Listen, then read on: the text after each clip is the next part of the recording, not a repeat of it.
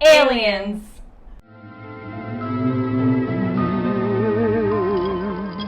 Hey guys, welcome back to our channel. We have a brand new guest, Ghosty over here.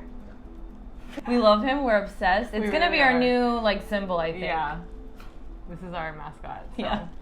Not to be confused with the Snapchat emblem. You know what I'm talking about? So true. Okay, Snapchat, don't come for us. Please don't. This is just our, we're trying to be fun here, okay? It's a cute little ghost. So today our video is going to be about aliens. It's mainly going to be about Bob Lazar, who was an employee at Area 51. So we have some interesting stuff for you guys. If you believe in aliens or if you're a non-believer, you're going to believe by the end of this video. Just put your thinking caps on, guys, okay? It's a lot of information, but we think it's interesting. So if you haven't heard of Bob, it's pretty crazy. It is. It's really crazy, so keep watching. So I feel like everyone has at least heard what an alien is or thinks they know what an alien is. They have that generic look, the either green or little gray man with really big eyes, really big head. But it actually might be further back than that. It could, what you hear, the Ancient Alien, the whole series on the History Channel, what is that? We're going to get into a little bit about that as well. So let's get into it. So a lot of people believe that aliens have been visiting Earth for millions of years. Way back in the day, the Egyptian pyramids, for example, are a big, a lot of conspiracy theorists believe that humans didn't build them alone. They were built about 4,500 years ago. And the Pyramid of Giza specifically, in Egypt, they're made of millions of stones weighing at least 2 tons each.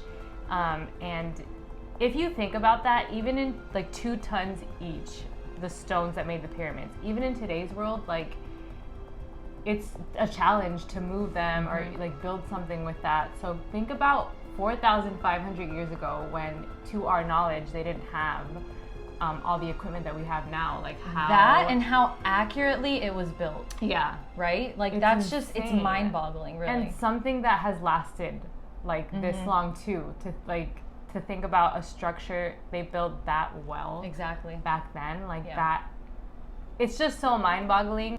Scientists are not really sure. Obviously they have their theories, but they're not really 100% sure how these pyramids were built and how they were built so well. So a lot of people do believe that they were built by something out of this world, or they had help. Yeah. Because I don't want to take away from credit from people, slaves who obviously I feel had some sort, but it's just interesting. I feel studying about the Egyptians, they recorded everything. They have so many writings on the walls, but there's not much to go off on how they built these pyramids, which is really interesting. It is really interesting. So.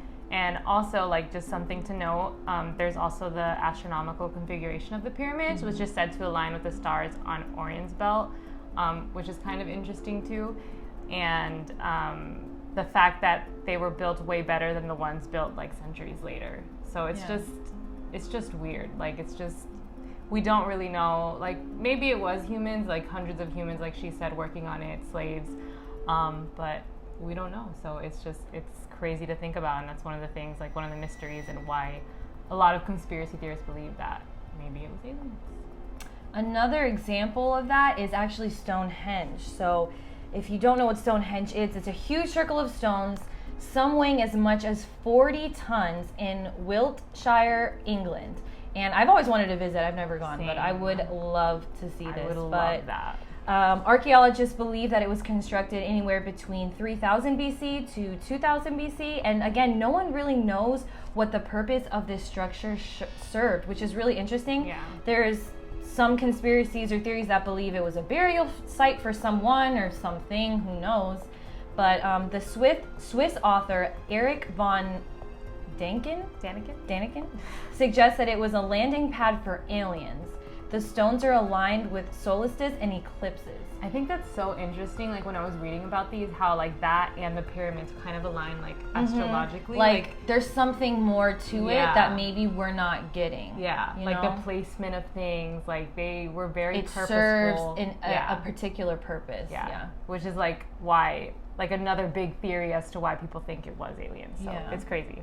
the reason why the construction is so baffling is because the bluestones that were used, scientists have traced that it comes from 200 miles away, and from where the site is. So how would these builders haul these huge rocks over such great distances with no equipment, like no Weighing heavy equipment? As much as 40 tons. It makes 40 no sense. tons. Like, it's crazy. I can't even pick up a 4-pound dumbbell, so. Oh, that's awkward. So some suggest or believe that maybe tree trunks were used as rollers or sledges. Some think that there was a really big wicker basket or planks. Others believe that there were glaciers, did most of the heavy lifting for them. But, like, who knows, man? Who knows? It's, like, insane. And just crazy that there's not, like, any documentation of, like, any of it. Like, how did they move it? Like, why is this such a mystery? Mm-hmm. And it's just, it's crazy. So, was it aliens? Who knows? So another big one is Easter Island in Chile. So this is basically 900 human figures carved from stone sprinkled along the island. So they're just huge figures. They're about 13 feet tall and weighing 14 tons. So just imagine a big stone face if you're listening to us and not watching our video. So they were said to be carved by the Rapa Nui people, and they found out they were carved from solidified volcanic ash from a nearby volcano, but they don't know exactly how the statues were moved. Scientists think they used sledge and ropes, which would have had to be pulled by 180 to 250 men. The only problem with that is, like, the population wasn't that big of the Rapa Nui people, so, like, they definitely had that many people, but they just don't know how, even then, like, it would have been pretty challenging to move 14 tons across. And they're, like, scattered, like, they're, like, everywhere, like, purposely all over the placed, island. yeah, all over the island. And again, they don't know what the purpose of these things are. Like, they don't know why they did it, why they carved these things, why they spent so much time on it, like, so yeah, those are, like, there's definitely a lot more. If you look it up, we just didn't really get into it in this video. Those are the main ones. Yeah, those are, like, the main ones. So if you want us to get more into it in, like, another video, then just let us know, and we could definitely get more into that because it is very interesting. Mm-hmm. So another interesting thing we want to point out is hieroglyphics. If you look at ancient Egyptian hieroglyphics, and if you don't know what hieroglyphics are, they're a formal system of writing and artwork which was done thousands of years ago. You'll see that a lot of this depicts planes, helicopters, and even spacecrafts, which many believe proof that there was at one point time travel, or maybe they were visited by beings that brought them this advanced technology. It's insane. And if they were drawing these things then, they must have seen or observed images of them. Yeah, like how do you just come up with that? Yeah. Like, it's so weird. It's just really interesting to think about. Like, again, these people documented so much of their life, and you see it when you look at these writings on the wall, and we encourage you to look at your own, but you see that they just depict their daily life, and then there'll just be this one random spaceship looking thing. So it's kind of like, it's not doodles, like, right, this is like history. Exactly. Like, it's like documentation of, like, who they were, what they did. So it's like, it's not just like a random thing that they just put there. And right. It's just so weird to me. I'm like, how would they have known? It's crazy. And really like, we'll show you, like, pictures and stuff of it, but if you're listening, it's basically, it looks like you'll see it looks like a spacecraft. Your basic definition of a spacecraft, really. But a popular theory is that these aliens brought this futuristic technology to the Egyptians to share their knowledge, and that they were the first ones behind the pyramids, Stonehenge, and all of these mysterious structures. So some people try to debunk this, saying it could just be an overlapping of carvings, like an ancient typo, but like how? I don't know. And if you look at it, you could see, like, it's not just like someone, like, you know, drawing doodling, something and doing something on top of it. Like, it's pretty clear, like, what it is. So it's so weird. Like, that's the thing to me that gets me the most. I'm just like, wow, like, maybe they did visit, like, thousands of years ago. Like, that's, I feel like a lot of people also kind of take away credit from these civilizations because, I mean, it was so long ago. But I think, you know, I was talking to my dad about this, and I think it's kind of interesting. I was like, to me, it's amazing how far we've come today with technology and how advanced we are. Like, everything is literally within our fingertips. We just have a phone, and everything gets saved to the cloud. you know? So, and I'm talking to this with my dad, and he was just like, well, he was like, did you think about that maybe they had some type of system like this, and it's been erased or it's gone now, and all that's left from that civilization is the hieroglyphics, are these buildings, these structures. And I'm like, I never even thought about it that way. That's so weird to think about. Because, like, I mean, imagine if all of our technologies just wiped out. Like, there's so much that people in the future wouldn't know about us. Exactly. That's crazy. So, and I know we're getting kind of off topic now. We're going in a different direction, but I just think it's really interesting that, you know, maybe this technology did once exist. Maybe it wasn't aliens. Maybe it was this really intense form of technology that they were able to build all of this stuff, but there's no record of it, and that's what's crazy. So insane. I think it's interesting to just think about. That is really interesting. So, as many of you probably already know, there have been tons of UFO sightings. Like, there's so many. If you look it up, there's so many popular ones. So many were like groups of people in a certain area. And abductions too. Yeah. Oh, and abductions. Yeah. We don't even get into that, but we can. If you want. Yeah. Where, people of one area see the same thing at the same time. There's pictures. It's crazy. So we're not going to get into that in this video, but if you want to see a video about that, we could definitely do that. But I will get into the Roswell sighting in 1947 because it's a very popular one. So in the summer of 1947, a rancher named Mac Brazel, I think is how you say his name, he discovered an unidentifiable debris in his farm in Roswell, New Mexico. And he couldn't really explain what it is. He reached out to officials, and they told him that it was just a crashed weather balloon. But a lot of people who saw this and saw like pictures of it, they don't believe that it was. Like, even the guy who found it, he believes that it was a UFO, like aliens, a high technology spacecraft. Like, it just seemed like it looked like something that he couldn't explain. So it later came out that the flying object was from Project Mogul, which was a test done to see if they could eavesdrop on nuclear tests as far away as the Soviet Union. It was a highly classified project, which is why no one knew about it. But even after that explanation, people still don't. Like, they still believe that it was something else. Which, who knows? There's so much hidden from us. There's so much that we don't know about. So, who knows? Like, maybe. Who really knows? Yeah. It's so hard to trust people who you think you should trust. So. Wow, write that down. Yeah. It's my Instagram bio. Good. Actually. Good. And, you know, the skeptics grew when, in the 1950s, the Army started conducting what they called dummy drops over air bases, testing different ways that pilots could survive from falling from different high altitudes. And these dummies the dummies that were used had latex skin and aluminum bones, but many of them thought they looked like space aliens. But as soon as they fell, these military vehicles would retrieve the bodies as quickly as possible. Like, this is a little maybe far-fetched, but like, there were a lot of people who like saw these drops and they really like were like, you know, and during this time, that's when, like, I feel like before this, people would mention aliens and think, oh, you're crazy, like, whatever. Right. But like, during this time, that's when people really started believing, like, okay, maybe like they're hiding something from us. Like, maybe this is true.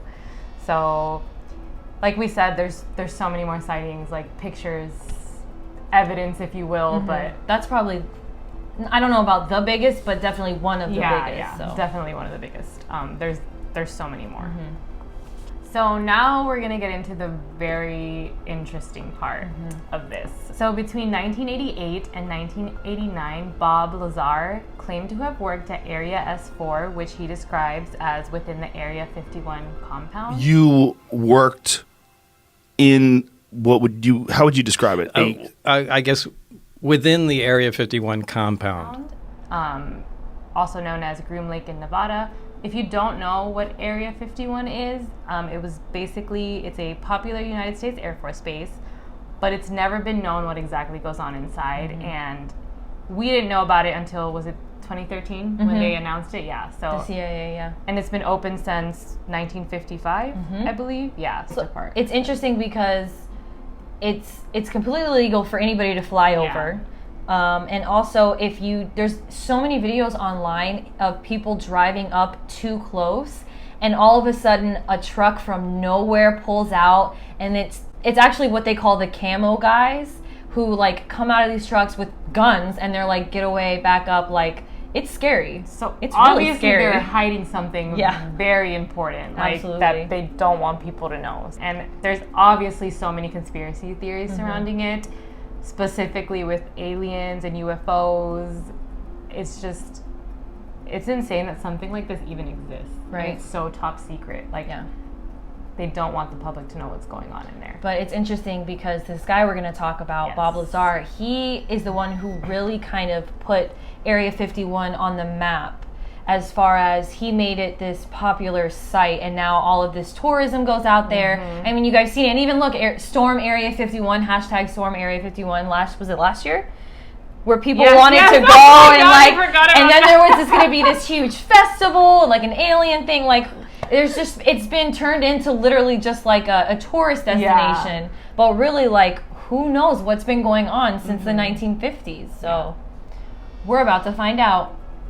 So a little bit about Bob. He claims, and I say claims, just remember that word for later, to have went to MIT, which is the Institute of Technology in Massachusetts, as well as Caltech, the Institution of Technology in California. And after college, he got a job at Los Alamos National Lab, which is interesting enough, was actually founded during World War II as a secret facility to coordinate the scientific research of the Manhattan Project to develop the first nuclear weapon. So this guy has to be pretty smart, right off the bat. Very smart. But after he had this job for a little bit, this is where things started to get really weird for him. He actually had a job interview at a company called EG&G, which is a national defense contractor. But this position and role he was assigned for would change everything for him. He got the job at EG&G and was given many briefings to read, including information on potential weapon system research from aircrafts.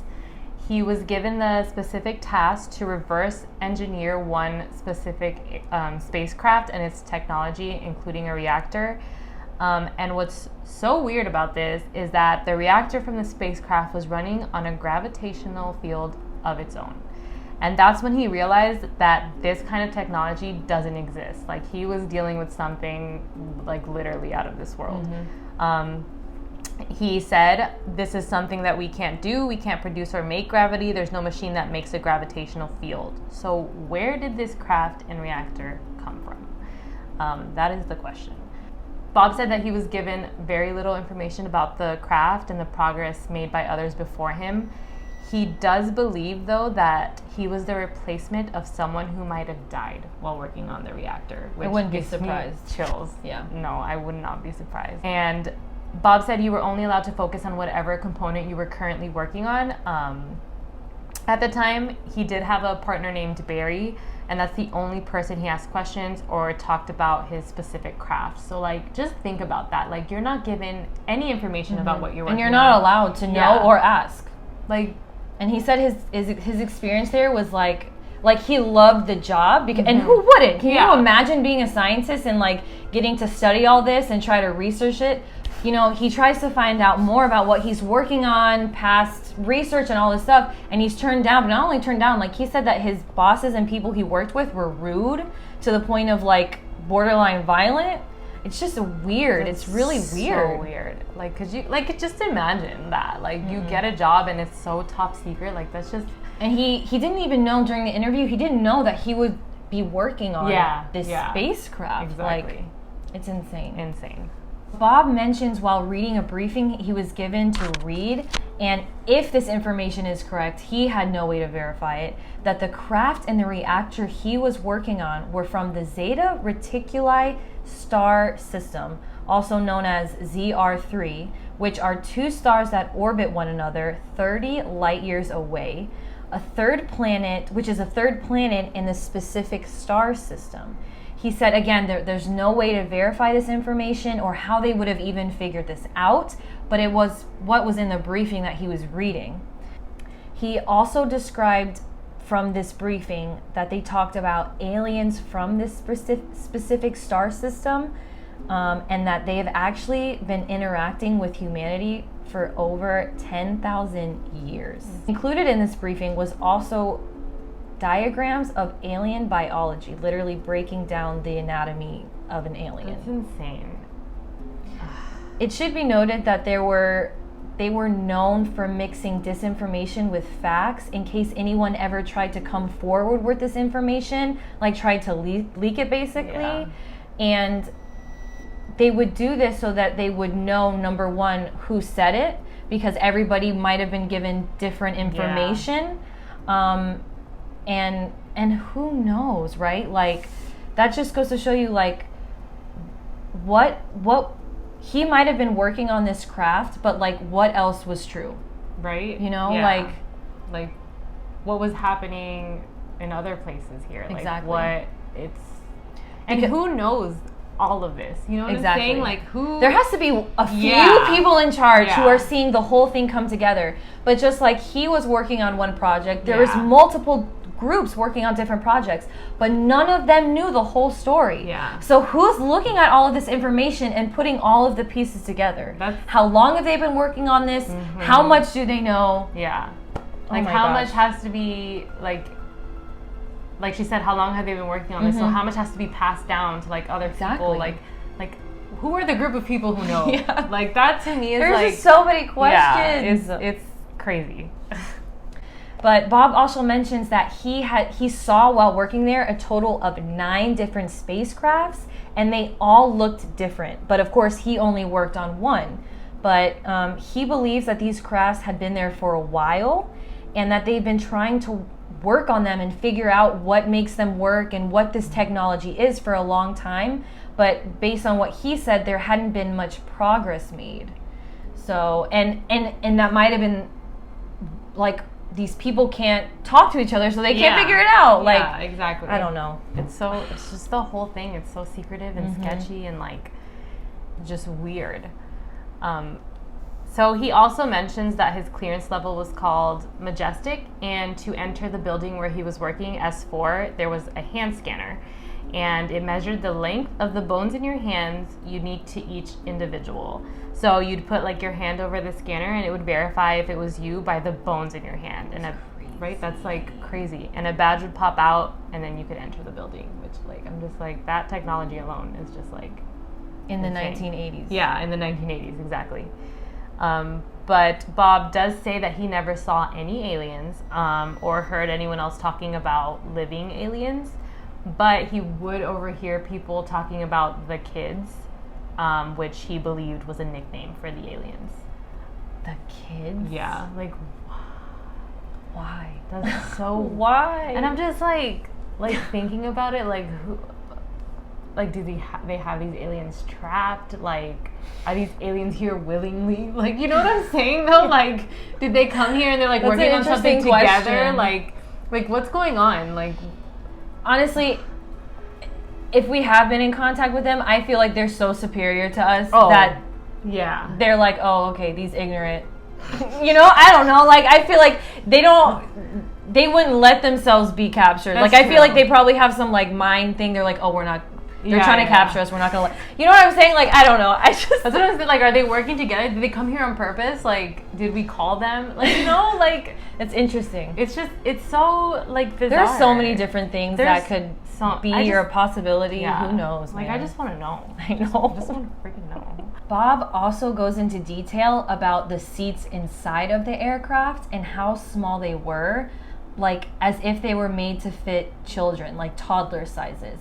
Like, they were designed for something or someone much smaller than the average human. Which would make sense why they call them kids. Like, I guess when you put it that way, yeah, that's interesting. The seats were the size for children, not for full adults.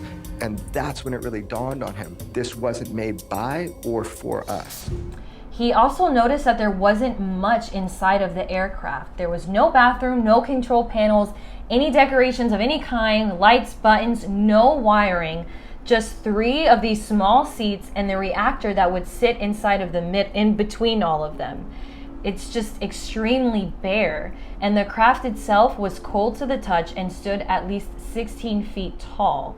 And during his time at S4, Bob said that he actually got to watch a test run of the aircraft that he got to work on, and that there was somebody inside of the ship running it, which has to be uncomfortable, because if it's designated for a really small person, like, how are they able to fit in it? And what I think is interesting too is he said that he never saw anybody go in or out. It's so weird. So I thought that was interesting to know. That and is interesting. Who knows? But he said that the craft took off really quietly and hovered silently, which he noted was very impressive. And if you think about it, like, yeah, planes are extremely loud. Yeah. So again, what is this technology, and how is it so quiet? Seriously. Like, what is it made up of?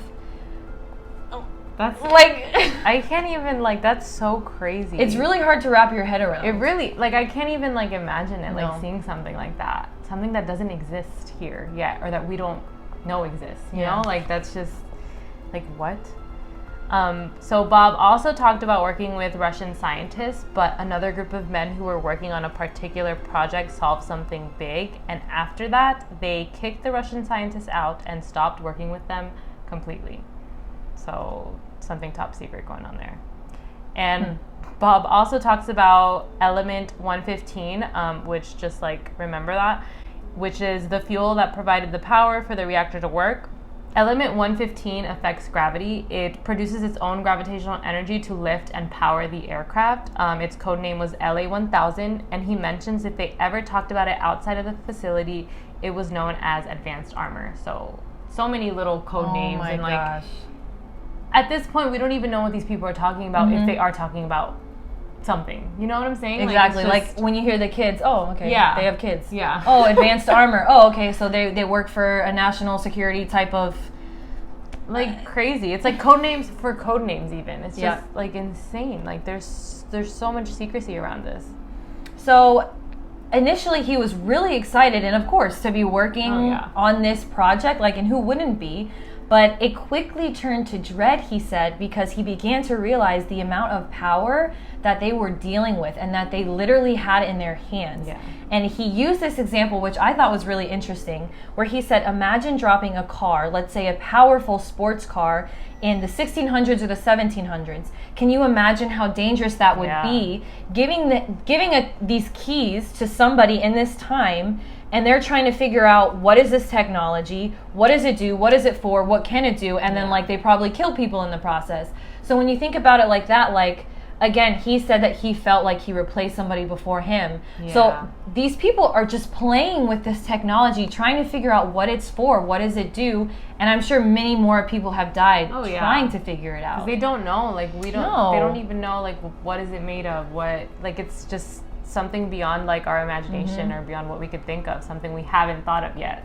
Bob also talks about, while studying this spaceship's reactor, its possible effect of time. Small distortions of time and how it can be used. So, like, what, like a time machine? That, Essentially. to me, right? Like, how crazy would that be if there's an actual freaking time machine? If they have the technology for this, like, it's insane. But during this time that he was working there, he said they never were able really to figure out how this machine worked or how they could duplicate it. But they came up with their best guess at the time. And what's interesting is, watching a few of his interviews, he never really goes into detail about what that guess was. Yeah. And to me, it's almost scary to think about someone having this technology. Yeah. Like, I'm almost kind of glad that they don't. Yeah. You know, or I mean, maybe at this point they do, and we just don't even know about it. But it's kind of scary when you think about it. It really is. And like she said, they never really figured out how it worked. And these are a group of smart, like, very brilliant smart men, people brilliant, doing this, working on this. So, like, for them not to even figure it out, it's so far past our, like, knowledge or what we could even comprehend. So that, to me, itself is like I can't, like, I don't know, like like, what is this? How dangerous is this? Like, what? If We don't know. We don't know what it is. Yeah. We don't know what it can do. And I think that's what's terrifying. Yeah, that's what scares me too. Yeah. So also, while working at S4, Bob was not allowed to tell any family members, including his wife, about his work, which it got to a point where his wife even thought that he was having an affair based on like the crazy hours he would work. Like, he said sometimes they called him in at like 11 p.m. or like the middle of the night. So like, imagine like your husband not telling you about his job, and then That'd be it. Yeah. Sorry. I couldn't do it. And then I couldn't do it. Yeah, like I feel like you can't even have a family at this point with this job. So they also tapped his phones with his permission. Like, I'm sure once you get that job, you have to sign all this Sign like, something for sure. documents. So they would listen in on his phone calls to make sure that they weren't in contact with another country, giving away information, you know, all that stuff. And they also tapped into his wife's phone. And it turns out that she was actually having an affair with a flight instructor. And Bob didn't even know at the time. So like, these people knew, but Bob didn't even know, and they stopped him from coming into the facility when they found this out. And I guess, and he mentions like if like your family life is like they want you to be Messed up. stable. Yeah. And literally every aspect of your life, because that could transfer over into your work. Exactly. And this is extremely important work, so that there's no time for failure. Yeah, really. exactly. In So any sense. They Like, really are on you Yeah. about everything. Things that you don't even know are happening in your life. So it's crazy. he began to have people follow him, and that's when he started to become concerned for his own safety. So in response to this, he decided to just tell his very close friends about his job and what he had been working on. And he told his friends, you know, believe me or not, but let me take you and show you this. So he took his friends out to the desert where Bob knew that there was going to be a test run of some form of UFO. So he showed all his friends this, and I think there's a video. I don't know if we're going to be able to find it. I was looking today and I couldn't, but I'll keep searching, and if I do find it, We'll I'll insert put it it. in here. But basically, like how he described the video, it was just like a spacecraft that moved very quickly Yeah. and like weird. So it's not like anything that we have now. So that's just kind of the description. But if we could find it, we'll put it here. So he told his friends, but I think obviously somebody found out, somebody who he was working with, and they took Bob in for a debriefing. They read a transcript of Bob's wife and this guy, which, can you imagine, like being sat down and hearing from your job? That's really sad. Yeah. And they let him go. They fired him from the position, and I'm surprised they didn't do anything more at that point. Oh, yeah. But I Seriously. think it's because his friends knew at that point. Yeah. Maybe. Like people knew about He started it. to tell Yeah. people, yeah. But Bob mentions that someone called him from his old job and said, "Do you know what we're gonna do to you now?" And hangs up. That's terrifying. Scary. So that's why Bob decided to go public with his story and his information, because he was so afraid for his life. And he also, another reason why he wanted to come forward with this, because he genuinely believed that this information should not be kept away from the public. And this is a direct quote from him. He said, "It's suppression of extremely advanced technology and suppression of unknown science. It would be a crime not to share it with humanity. This can change how the entire world operates, the economy, everything." Wow. Goosebumps. Wow. He then quickly went to a reporter, George Knapp, to tell his story, but he did his first interview in 1989 under a fake name, Dennis, and this interview was talked about worldwide. So the reporters did their research to try to verify if Bob really was who he said he was, but when they called Caltech and MIT, the colleges where we mentioned that he attended, and Los Alamos and EG&G, they had absolutely no record of him whatsoever. Even his birth certificate was gone. That's insane. Yeah. So after a lot of digging, his name did show up in a phone book directory from Los Alamos. So who knows, but it just basically seems like they tried to wipe this guy's like entire history. Literally. You know? And it's interesting because I'm thinking about like, okay, now somebody could just hack your computer, but this was back in the 80s when it was all like paper files. Yeah, that's true. But like, if like he says, like if somebody really did wipe all of this information, the links, Right? like what did they do to get Yeah. into all of these facilities to erase his name? And who knows? And his birth like, certificate. His birth certificate. That's crazy. they probably have like a system for this, you know? Oh, like, yeah. It's a plan. Code blue, that's, you know. Yeah. We got a code blue. Something like that, for sure. After Bob came out with his story and with his experience, his life was threatened a lot. He was even shot at one point. Wow. So Bob today owns a scientific supply company called United Nuclear Scientific Equipment in Michigan, which has actually been raided twice by the FBI. Not surprised. And they claimed that they were looking for paperwork regarding information for a customer of his who ordered potentially toxic material. But Bob talks about how over the top this is when you could just like give him a call or have one or two people show up. But he mentions that they had so many people. They had computer experts, different analysts, a bomb squad, hazardous material squad, all raiding his job. And there's actually a lot of conspiracy theorists who believe that Bob might have taken samples of element 115 and is trying to hide it from the FBI because he's doing his own study, which maybe. Yeah, who knows? Like, I don't know if it was in the Joe Rogan interview or a different interview. He's very odd when you kind of start talking about element 15 and like what he knows and what he owns. Like, you kind of see him like he's thinking about what he should or shouldn't say. Who knows? He's very hesitant, like, to answer questions about it. But interesting enough, some of the information that Bob claimed he saw or worked with that many people tried to discredit or say was fake happened to be true. So, for example, like we mentioned before, element 115 was added to the periodic table in 2004. It's called ununpentium? That one. Which is one of the heaviest metals ever discovered. So that was correct, like when he mentioned that. And then 2 is the hand scanner that we also mentioned earlier. Jeremy Kenyon, who was interviewed and actually director of Bob Lazar's documentary on Netflix, claimed he originally did everything he could to try to discredit Bob.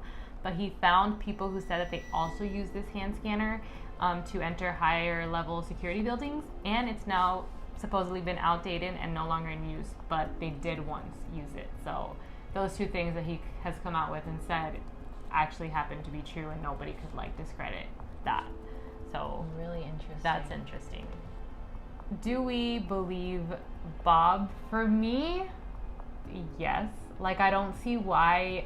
He's not a person who's like he's not out here saying aliens are real, I've seen aliens. Like, he's just stating facts of like what he worked with and what he saw. Like, I don't see why he would lie about it, especially with everything that he has had to go through after he came out with this information. He mentions that he has no benefit from this. Like, he's not doing tours. He's not like doing books or anything like that. He literally, his main purpose for coming out, besides keeping him and his family safe, was because of the technology.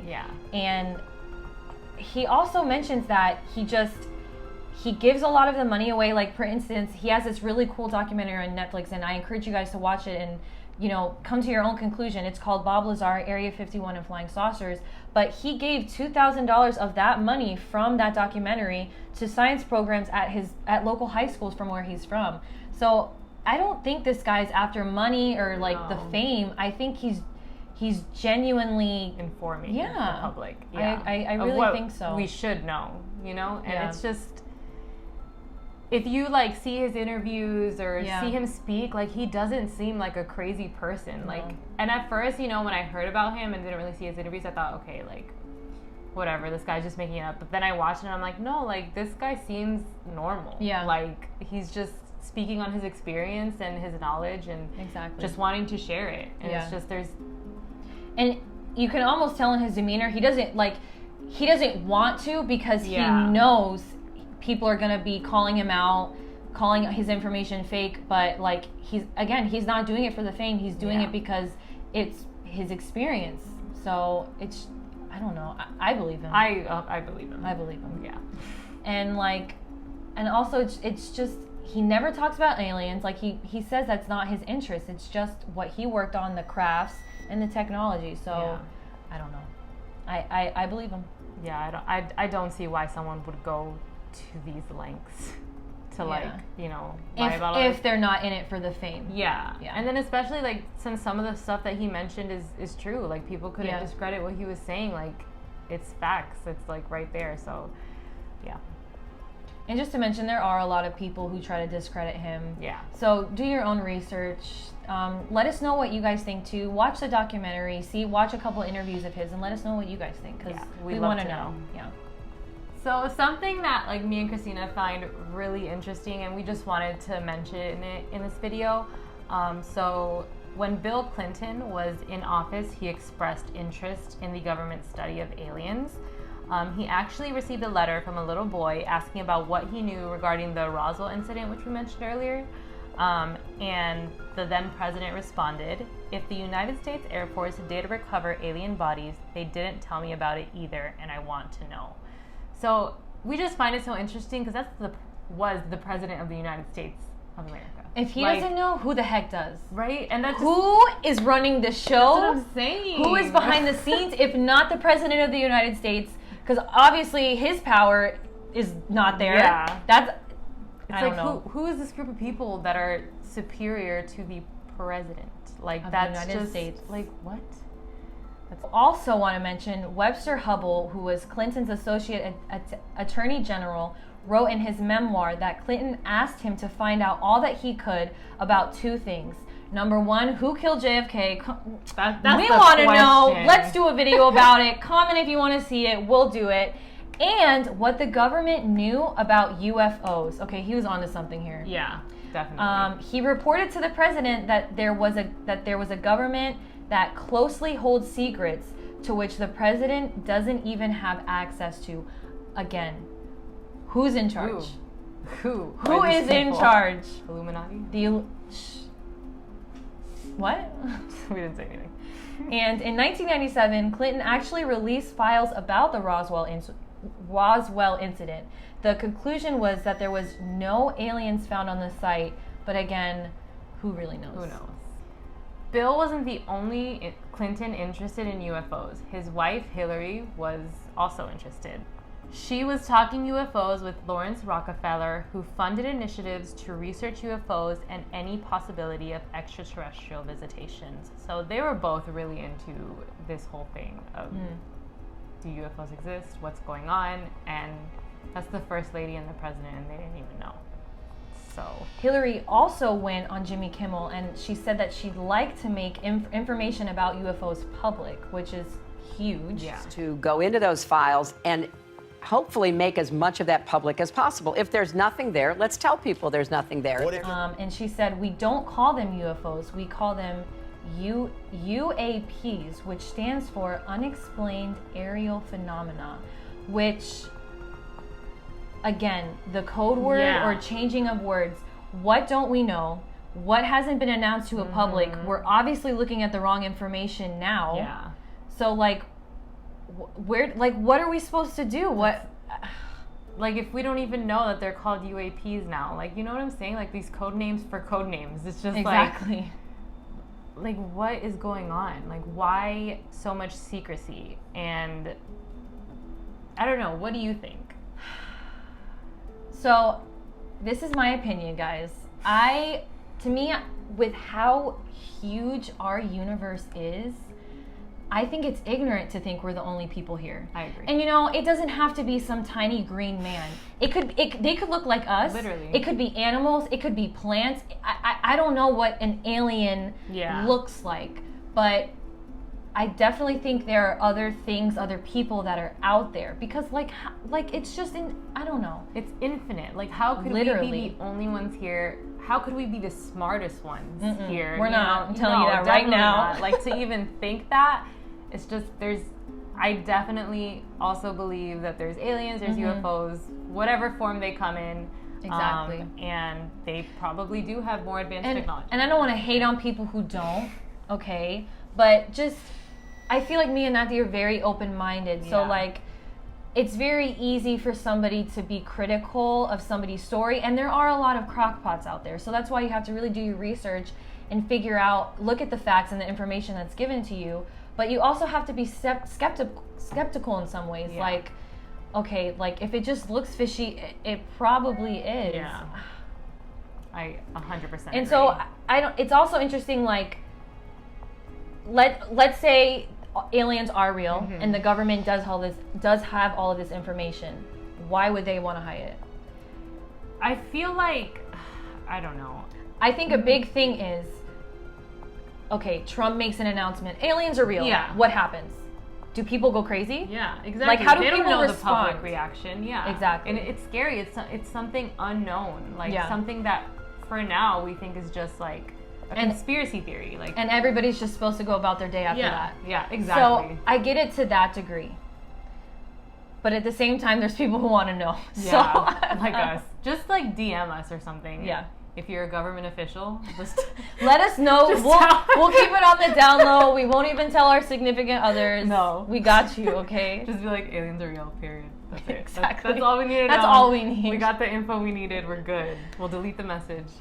But I think we should talk about why people don't believe. Like, Yeah. and comment if you don't believe in aliens. Let us know why. Just we're open-minded Yeah. and we want to hear your thoughts and suggestions. But one of the huge claims that I came across while doing some people who were, going against Bob or different alien theories was, how could the government, which we know is very unreliable, Yeah. and how could they cover up something so big when, again, they're extremely unreliable? Yeah, that's true. So, and that's a good point. Yeah. I think that's a good point. And then that goes into like maybe like that's why they don't tell the president. That's why they keep Yeah, it. and again, Yeah. yeah, that's a really good point. And I know there's a lot of private industries, like the security, for instance, for Yeah. Area 51 is privatized. Oh yeah. It's not government people, so again, a more reliable agency, Yeah. A government under the government. Like a secret Exactly. government. The a cabal? secret- I don't know, guys. I definitely believe in aliens for Yes, sure. 100%. Something else is out there. Yeah. And I don't know when we'll find out, but maybe in our lifetime we'll find more evidence. I hope so. I would love for if you're Yeah. an alien, like also DM us. Follow us, subscribe to us. We are for you, okay? We're for the aliens. No, but seriously. That's really funny. We are. We love you. Okay, guys. Well, that is it. This is probably like a pretty long video, but if you like stuff like this, you want us to go more in depth about any of it, we definitely will. We love talking about this topic. Abduction, sightings, any of it, we'll do it. We'll do it. So let us know and make sure to like this video, subscribe, follow us on TikTok, Instagram, our blog. We got it all linked below. And that's it. Bye, guys. Thank you so Bye. much.